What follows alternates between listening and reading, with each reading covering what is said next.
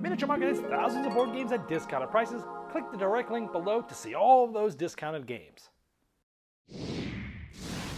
Hello my friends, today it's all about trash. The trash cans. There's tons of them, there's a bunch of gunk in there. And guess who's in the cans? You guess it, there's some raccoons coming out of those cans. They're getting a bunch of trash. Today we're taking a look at Trash Talk. It is a cooperative word association game with objects known as trash. Let's take a look.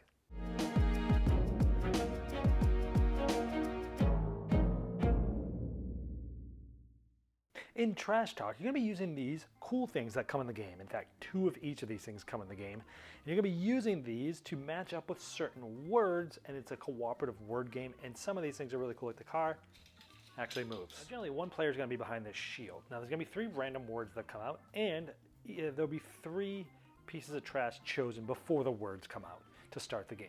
So we've got a coin, we've got the sort of slinky here, which actually is a slinky, and this plant. These are 3 random words. Now we wait. The player behind here, again, the player behind here and everybody else that is not this player is on this side over here talking and working together. We each have the same 3 pieces of trash that we're trying to match up with these 3. So we'll wait for them. They're doing it behind their shield. They're putting their pieces sort of in order from left to right, trying to match them up. And when they're done, they let us know, and then we start talking out loud and deciding what we want to do. So what do we want to do here? We got party, we got healthy, we got romantic. Well, I mean, I don't know. Slinky absolutely just seems like a party to me, right? And then it comes down to like coins and this. And this could kind of go either way, like healthy, like plant life is life. It's healthy, it's vibrant. This looks like a nice little jungle, but it could be a little romantic where you give somebody flowers, and a flower is a type of plant. Healthy, you could be like, well, if you spend a lot of money, you could get good care and you be healthy. Maybe you're financially healthy, or maybe you buy something for somebody that's really romantic. So these are the types of things you're doing. So let's say we put it like this. Okay, now let's say the other player reveals, and okay, great, we got party, right? But we mixed these 2 things up. So what's going to happen is we're going to get a second chance. Now you can get a brand new word of this. You'll get another card. These cards are also double-sided. So let's just look at this here. Let's say that's slack, and that is scale. So we don't need to worry about this one, but this player is going to put it back. Between the coin and the plant, they're going to put it on slack or scale, and then it's our turn. And so we're thinking about this, and we're like, you know what? Money and scale, in Britain it's called pounds for a reason. People actually weigh coins and stuff like that. Slack, geez, I don't know. This kind of looks like wire too, which you could have extra slack of wires. You scale, I don't know if you'd weigh a plant. Slack, and if you slack, you don't make money. So I don't know. I think I'm kind of like thinking like this. So then they would raise it up. Oh, great, we matched. Now, if we did not match on that second chance, all of them that we missed, we lose. We start the game over. But now that we've matched, what happens is we bring in 1 more. Each side will bring in the same piece of trash. It gets decided by the person behind the screen before they see the next words. These will go away, and now this player, both teams basically have 4 things. So there's going to be 4 words out with 4 pieces of trash. So every game, the trash is going to be sort of a little bit different. They're going to be, the combinations are going to be different. You'll add 1 every time you get it right. And basically you're trying to get all the way till you get all 10 pieces of trash out, and you're able to succeed to win, which is actually really hard. Okay, so let's play along with me. I have selected this. We have 3 little pigs, country, bark, and magic. We have the original 3 pieces of trash, and now we have added this right here. So how do you want to match this up? Pause right now, talk to whoever you're sitting with in the room, and match these up with this, and then I'm going to reveal mine and tell you what I was thinking. All right, you ready for the reveal? Did you match me? And you're thinking, no, what the heck were you thinking? Well, the first thing I was thinking was bark and this little honey, looks like a sort of a honey wand there. And hey, they're both animals, so I put those together. Magic, well, you can kind of do this as kind of like at a party, like we talked about last time. Sometimes you can do magic tricks with something weird like that. Each country has its own currency. And this one I sort of backed into. We're like, hey, the 3 little pigs, they live sort of in the forest. And these are sort of the trees. So did you get it? If not, the ones we didn't get those words get removed, and we would try to get those ones. That's pretty much how you play. All right, first thing about this game, when I opened it up, I'm like, wait a minute. There's actually like real I mean, it's quote unquote trash, but they're actually cool components. There's real stuff in here that looks kind of crazy, like a hodgepodge of things people just threw in the box. It's fun when you open this box. And the trash is fun. Even as I showed you in the video, when I realized that the car is actually one of those working cars that you like wind up backwards and it like shoots off forward, I was like, okay, that's cool. If it was just a car with wheels, it wouldn't be quite as cool as the one that you can wind up. And it's just like cool touch. This game is kind of like Mysterium or Rear Window or those types of games, but more for mass market, where there's, you know, there's one player behind the shield, they're trying to give clues, everyone else is talking about it, they're listening to those clues, but they can't react, that side of things. If you like Mysterium, if you liked Rear Window, if you like that style of cooperative game, I think you're gonna really like this one. Trash in this game is what you make of it. There's so many different ways to convey information, and it's interesting to listen to people talk about stuff. Like, for the first 3 or 4 games I played this game, there's a diamond, or what looks like a diamond. It's you know, like a metal piece.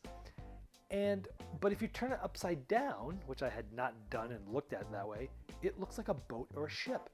So we were in a game, and like for games, I'm just thinking that's just a piece of metal, it's diamond, it's wire, it's whatever. And someone associated it with like ocean or beach or something like that. I'm like, how is that that? They're like, yeah, it's a ship if you turn it upside down. I'm like, I never saw that, but now I can't not see that. And it's just interesting that like everyone sees some things a little bit differently with the trash, and they also think differently with the words. And having that vagueness on both sides makes something magical here. I think it's really good.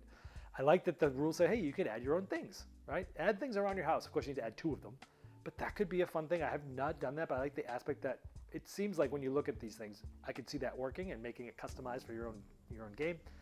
Cool idea. I like listening to the reasons for that other people think of things. Like, for example, there was that honey wand that I showed you earlier in the overview, right? And I was thinking, yeah, it's a wand. 2 of the cards out there, one of them was spell, one of them was wand. Okay, so I put the honey thing on the wand because I'm like, clearly this looks like a wand. I mean, it looks like a magic wand. It looks like a wand. My uncle put it under spell, and I'm like, how is that a spell? He's like, spelling bee? And I'm like, oh my gosh, that is so clever. That yes, that fits. Yes, that's creative. Why didn't I think of that? Those types of moments happen often. Another one that happened that was really interesting, this makes memorable moments, is like the words were wild goose chase, outside, and boot. And the items were diamond, the umbrella, and a car. I'm like, okay, the car is the wild goose chase, the umbrella is the outside, and the boot is the diamond, right? So, I mean, sorry, a diamond is outside because you get it from, you know, in the minerals and stuff, and the boot is the umbrella because you're like wearing galoshes while it rains. I'm like, no doubt. My dad and I were on the same team. We're like, yeah, no doubt, this is it. My uncle takes the shield off, and he had it the other way. And I'm like, wait a minute, how can you even think of that? He's like, well, the car kind of like looks like a boot. And we're like, yeah, you're kind of right there. Like, it's just like interesting that you can think of things in a very different ways. Diamond, like, oh, we go on a wild goose chase looking for the perfect diamond to get married with. Like, it's like, we thought we were so like, oh, no brainer, and then someone else did it, and it's like, oh yeah, that's kind of a no brainer too. And it's just, this is the magic of the game, between the items and the words, making them go together, and people's interpretations of how they interact with each other is great. The game's also great with 2 players. You basically use both shields, and you both basically do it at the same time, and you reveal. That aspect sort of felt like So Clover, where it's like a very thinky, crunchy, 2-player quiet party game experience like this. That's the same thing. Also, the game, I think, is very expandable. They can come out with new items, they can come out with new cards, things like that. On the negative side of things, no game's perfect. A couple things I think could make the game better. The player shield could be bigger. Now, granted, in the box size that it is, and I think this game sells for about $20-ish. They had to keep the box size where it's at. By the way, it's a lot of game for $20 considering the components that went into this game. The shield could be bigger, but really could only be like a ½ inch bigger to fit in the same box size. Because even when you get close to like 9 or 10 items, even if you're putting them like right next to each other, it doesn't quite fit behind the shield, right? You almost have to like sort of stagger them a little bit. I don't know, it's a little nitpick. I would have liked to see the shields big enough to be, you know, be a little bit bigger. But again, with the box size, it's not something that really could be done. There's 100 cards, which means there's 200 words, which is fine. I think if you get really good at this game and you're constantly getting to 7, 8, 9, 10 words, and you play it often, I think you're going to have a decent amount of repeats because, you know, you start with 3 words, then you go to 4, then you go to 5, then you go to 6, then you go to 7, then you go to 8, then you go to 9, and then you go to 10. And you're not always going to get it perfect each time. If you miss a few here or there, you're probably going to see 70-ish words to win the game. There's 200 words, so you see not quite, maybe 40% of the words in one game if you make it all the way. Now, granted, it's better than that, right? Because you're not always going to have the same trash interacting with each other. You're not always going to have the same trash interacting with those words. But there is going to be some possibilities that you have had a word with something that you didn't really see earlier, and now that is a connection. And then later on, if that card comes up with that thing again, then you're likely to tie it to that. So anyway, I would have liked to have seen more words. Now, granted, for the current MSRP that the game is, you will get your money's worth with this game. I am just saying, I would like to see more words. Hopefully this game is popular enough to get an expansion. It would have been great if they put more words in the box, but at the same time, you'll get your money's worth with what's there. Now, for all these reasons, I love this game. I think it's great, and for all those reasons, it's getting my highest honor, which is a Saxophone Serenade, which means it is staying in my gaming library. So here it comes.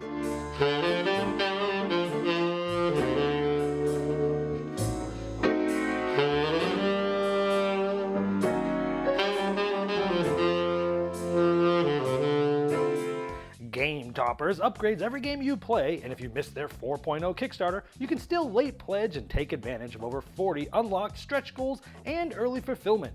This campaign featured a new Young Sherlock table, perfect for children's gaming, and movable coffee table, 10 new thematic mats by top artists like Vincent Dutray, a new designer art series Minecraft topper with thematic art from Brent Woodside, and some of the best package deals they've had, including game mat bundles. Go to GameToppersLLC.com or click the link below to late pledge now.